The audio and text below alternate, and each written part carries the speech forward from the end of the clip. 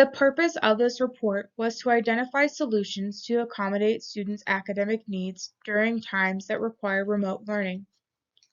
Beginning March 17, 2020, Illinois schools closed due to the coronavirus, or known as COVID-19.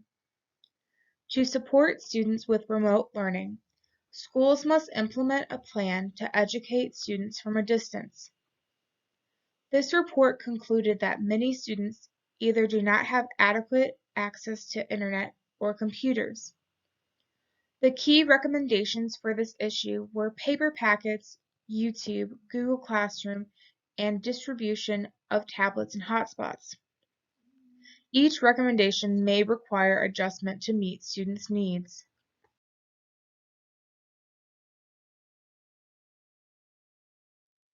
Why should we take action?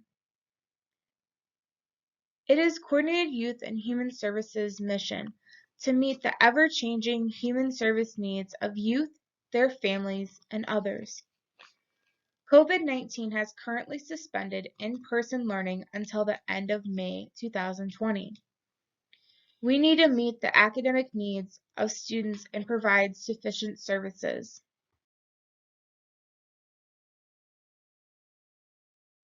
What will happen if we don't take action? If we don't take action, students will begin to fall behind. Believe that poor access to education may lead to consequences and result in poor student behavior. Students will not have the ability to be academically successful without the resources being provided to them. Based on my research, I found 4 different solutions to this problem, but 3 of which I will mention today. I propose that we create, print, and collect educational materials to compose a paper packet for students. Teachers should utilize any resources that they have and provide additional instructions. I have provided a table of pros and cons for paper packets and remote and e-learning. The reason that this solution is preferable is because it is accessible to everyone, does not require internet, and is readily available. There are things that could go wrong. This does require teachers to go into the school. It's not environmentally friendly. The packets do not aid students or parents and may require additional assistance from the teachers. And this does limit the methods of learning.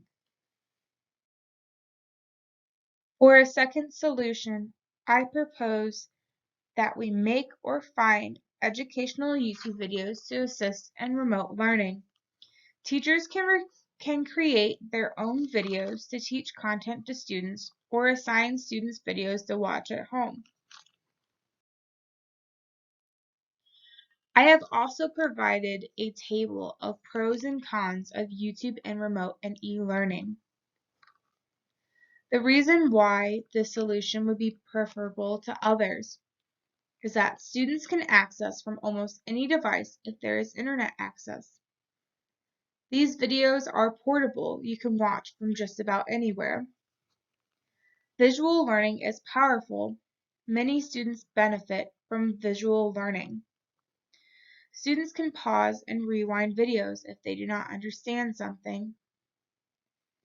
Teacher-recorded videos can provide specific instructions and assistance for learners.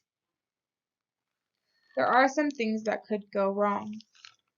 This does require internet and devices to access the videos. Another thing that could go wrong is that teachers may have difficulty editing or recording instructional videos.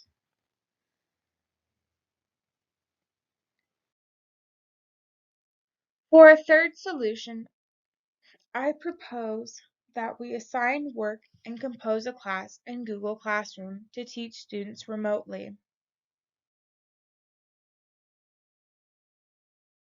For this solution, I have also provided a table of pros and cons of Google Classroom in remote and e-learning.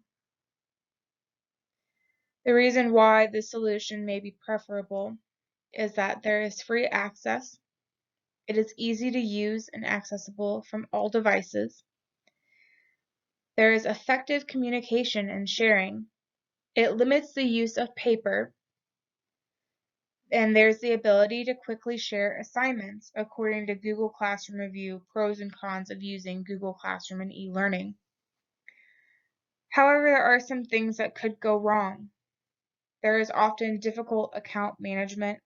It does require internet. It is impersonal. There are editing problems, and it can be difficult to use if unfamiliar with Google.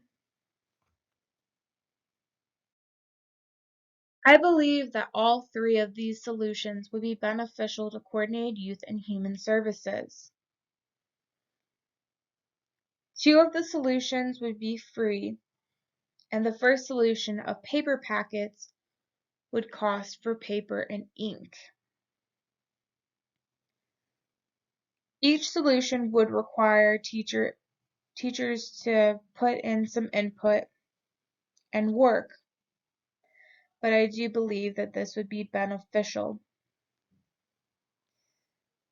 As far as the timeline goes, these solutions need to be put into place as soon as possible and to be implemented until the end of schools being closed. Thank you for taking my solutions and proposal into consideration. I hope that you find these solutions beneficial in the final decision. I believe that all